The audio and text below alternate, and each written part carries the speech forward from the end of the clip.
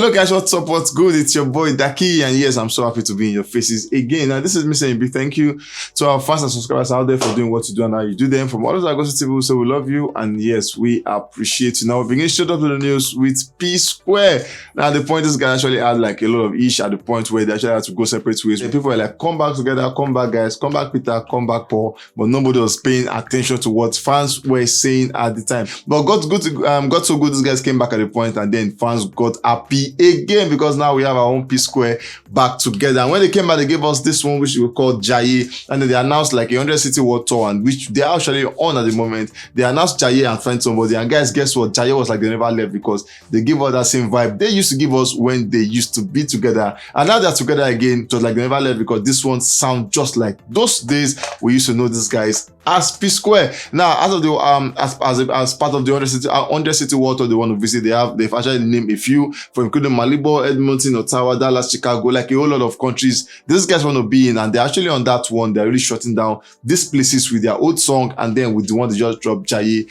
and Find Somebody. At the point we saw King Rudy coming out to say a man just want to make money and have peace. He doesn't care whether you love him or not. And then he said before going to bed he thinks, calculates, etc. Then he wakes up in the morning, strategizes on how to achieve at the end of the day. Then he is saying no time. So he is saying for men and men out there, how true is this? He's saying for you guys just want to make money and have peace of mind. He is saying men don't need love. He said they don't care whether you love them or not. All they want is money and peace of mind. Guys, is that true? Anyways, we saw them at the point where part of the 100 city world tour they are on. We saw where at the point where King Rudy actually took the drum from the guy drumming, and then this guy showed us a part of him we never knew, because we never knew he could drum, and then he drummed down the set so well. Like he's actually doing that like every time, and fans were like, wow, there are different shades to these guys. Okay, just lately we've seen Shatta Wale actually hanging out in their house talking about P Square themselves. Shatta Wale actually went visiting, or probably went for an appointment to them, but what we know is he got to the apartment and they were so happy to receive him, and that got fans talking.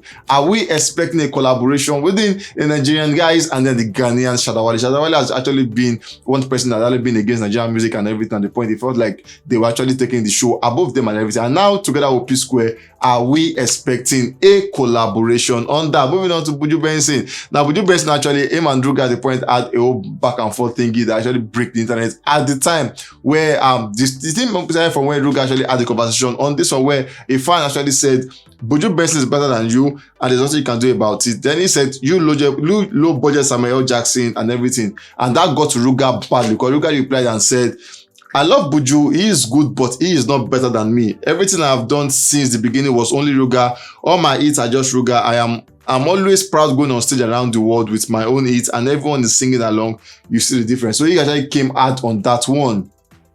The fan actually came catching cruise and all, but for Buju, he took it serious, and then he's saying no, he loved Buju, but then he said Buju is not better because he sings his own song and everything, and all of that was. All the moment was everywhere buzzing, people got talking, saying, okay, Buju, what will you say and everything. But then someone indifferent came out and shared his opinion about that, talking about Omale. Omale actually came out on his own, and then he said, Ruga gets mine, they talk about Benson like that. For this app, shake my head. Then he said, MFs do anything for clout out here. He said, same way Victoria lol my tweet the other time. He said, you all are really kids. So attacking Ruga, saying you really are like had the guts talk about Buju like in that way and everything.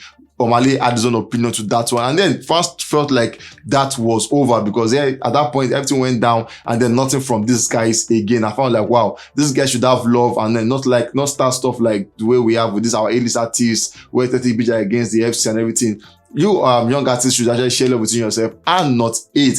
But then after that moment, everything went down, and then within years stuff from these guys again. And Ruga had this to say on that one. Ruga actually came out saying, get a solo hit, then talk to me, Fatty Bomb Bomb. And then it looked like that one actually got to Buju Benson badly because Benson came at this time. The Benson actually started the whole tweet saying, Baba Frayo's swag jacking pirates. Then he went further saying, okay, then I actually appreciate somebody saying, this is a special tweet to recognize my brother at Just on it. Say you are special and the world owes you so much flowers.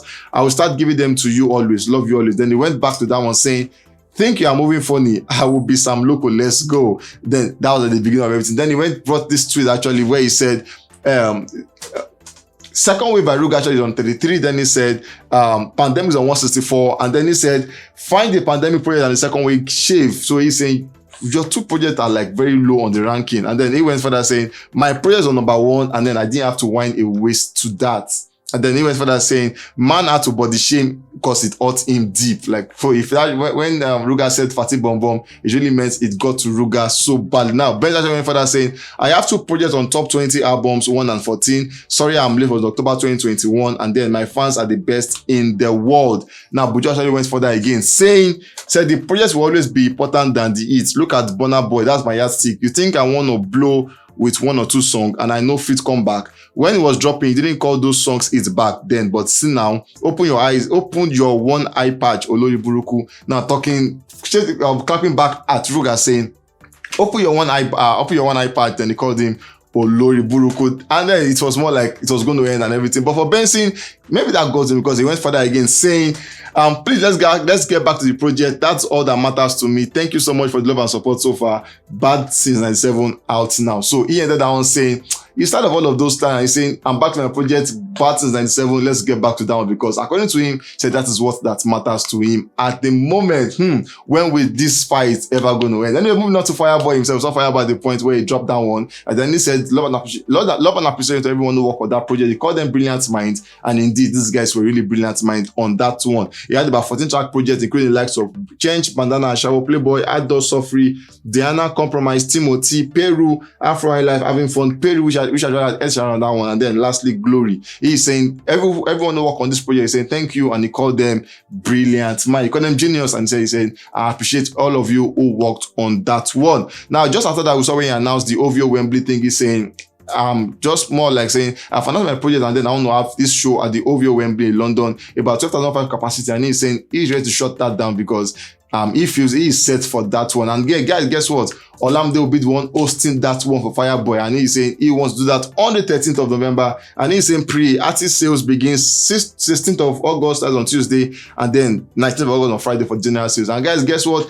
The 16th day of August came, he actually sold out the pre-artist on like same day, and for the general sales, it's almost close to selling that one out. We can't wait for him to do those, for him to sell this one out too, so we can have a full-blown Fireboy show at the OVO Wembley. We saw where his Playboy album actually reached about 241 million streams on Spotify, which was a good one for him, and Nigerians congratulated Fireboy at the time. But guys, guess what? This time Fireboy has done another one again, because the Playboy album has actually made about 300 million total streams, which made him join the Golden Club, and then on Boomplay. And for him, we say congratulations. We wish him the best on that one. And the album is barely a month old, maybe a month and some weeks old, and it has been doing good ever since it dropped. We can't wait for this one to go higher than this one. For Fireboy, we say congratulations, and then we wish him the best in his endeavors. Guys, so we've come to the end of this one. We're going to catch you guys on the very, very, very next one. Stay safe, guys.